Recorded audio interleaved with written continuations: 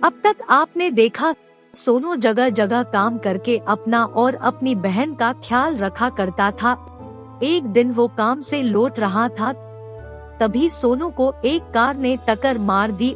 अब आगे जब उसे होश आती है तो वो हॉस्पिटल में होता है और उसके सामने सूरज नाम का आदमी खड़ा मिलता है।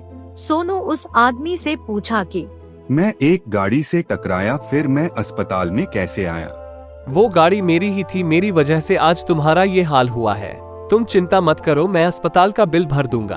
तभी सोनू ने देखा कि उसका पैर नहीं है। सूरज ने कहा अब वो बैसाखी से चल पाएगा। तो वह जोर जोर से रोने लगा। सूरज ने कहा चलो मैं तुम्हें तुम्हारे घर तक छोड़ देता हूँ। सोनू ने कहा मेरा कोई घर नहीं है साहब। फिर तुम कहाँ रहते हो? हम तो फुटपाथ पर रहते हैं साहब। अच्छा चलो मैं तुम्हें तुम्हारी बहन के पास छोड़ देता हूँ। सोनू अपनी बहन के पास चला जाता है। सोनू को पता था कि उसकी बहन कहाँ होगी। साहब आप मुझे मंदिर तक छोड़ दीजिए, मुझे पता है मेरी बहन मंदिर में होगी। सूरज वहाँ से चला जाता है। सुनीता सोनू को देखकर बहुत रोने लगती है। भगवान ऐसा क्यों करता है? ऐसा कहकर सुनीता रोने लगती है। तभी सोनू सुनीता से कहता है ऐसा कुछ नहीं है, भगवान के घर देर है अंधेर नहीं है। सुनीता और सोनू वहाँ कुछ खाना खाते हैं।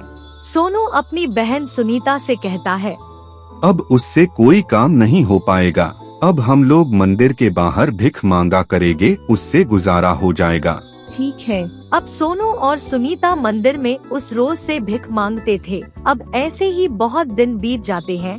कोई उन्हें पैसे देता था तो कोई उन्हें खाने की चीजें दिया करता था। अब ऐसे ही उन दोनों की दिन बीत रहे थे। तभी एक दिन एक आलीशान गाड़ी मंदिर के सामने आकर रुकी और उसमें से औरत बाहर आई। वो मंदिर में पूजा करने के लिए चली जाती है। थोड़ी देर बाद वो औरत मंदिर के बाहर आ जाती है। तभी उसकी नजरें सोनू और सुनीता पर पड़ती है। उन्हें देखकर वो अपने बैग में से रोटी निकालकर उनके सामने फेंकती है। तभी सुनीता गुस्से में उस औरत से कहती है मैडम आपको रोटी देनी है तो हाथ में दो, ऐसे फेंको मत, ऐसे फेंकने से रोटी खाने के लायक नहीं रहेगी। मुझे मत सिखाओ कि मुझे क्या करना है क्या नहीं। मुझे लगा कि मैं हाथ में दूंगी या फेंक दूंगी। मैडम जी इतना घमंड अच्छा नहीं। तुम मुझे समझाएगी कि मुझे कितना घमंड है? रुक मैं अभी बताती हूँ, तो इतनी सी है। ऐसा कहकर वो औरत सुनीता को मारने लगी और बहुत जोर जोर से मारने लगी। तभी सोनू बीच में आकर कहता है मैडम सुनीता को मत मारिए, इसके तरफ से मैं माफी मांगता हूँ। आपने रोटी जमीन पर फेंका इसलिए सुनीता आपसे यह बात कही, इसमें सुनीता की कोई गलती नहीं है। तुम समझदार लगते हो। मैडम यह गाड़ी से मेरे पैर का एक्सीडेंट हुआ था और तब से मैं अपाहिज हूँ।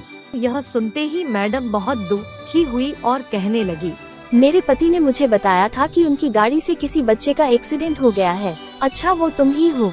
मुझे क्षमा कर दो, मैं तुम लोगों के ऊपर बहुत गलत व्यवहार किया। हमारी कोई औलाद नहीं है और मेरे पति को तुम्हारे पैर के कट जाने का गम इतना सताया कि वो इस दुख को सहन नहीं कर पाए और इस दुनिया से चल बसे। उन्होंने तुम्हें ढूंढने की काफी कोशिश की लेकिन तुम नहीं मिले। उन्होंने मुझसे वादा लिया था कि अगर तुम कभी मिले तो उनको अपने बच्चों की तरह अपने पास ही रखना। तुम दोनों मेरे साथ मेरे घर चलो। वो दोनों उनके साथ जाने के लिए तैयार हो गए। अब वो दोनों उस घर में बहुत खुशी खुशी रहते हैं। वो औरत भी उन्हें अपने बच्चों की तरह पाला करती है। वो दोनों वहाँ बहुत खुश है। गरीब का भूख बहुत अलग होती है, ऐसे ही अमीर लोगों की भूख अलग होती है। उनके पर्याप्त भोजन होने के कारण वो फेंक देते हैं, मगर गरीब को भूख लगे तो उन्हें खाने के लिए 2 वक्त की रोटी भी नहीं मिलती।